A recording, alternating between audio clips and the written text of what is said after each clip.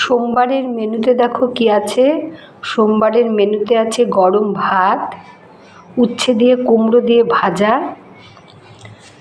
আছে চিংড়ি মাছ বাটা। সেদিন চিংড়ি মাছ বাটা খেয়ে খুব ভালো লেগেছে। এখন পরপর চিংড়ি মাছ এনেই বলছে বাটতে হবে। চিংড়ি মাছের মাথাও দিয়েছি, চিংড়ি মাছও দিয়েছি, পেঁয়াজ রসুন সব দিয়ে তারপরে তেলে নেড়েছি।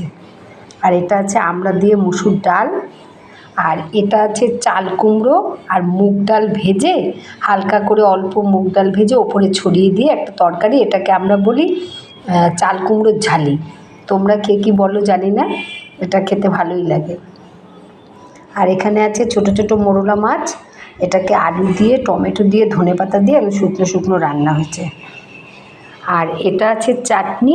চাটনিটার দুরকম হয়েছে, একটা আমের চাটনি ছিল, একটা টমেটোর চাটনি ছিল, দুটো একসঙ্গে একটু ডিজাইন করে দিয়েছি। আজকে এটুকুই। সবাই ভালো থেকো, সুস্থ থেকো, আমার সাথে থেকো। যদি আমার এই রান্নাগুলো ভালো লেগে থাকে একটা লাইক করো, শেয়ার করো, কমেন্ট করো। আজকে এটুকুই।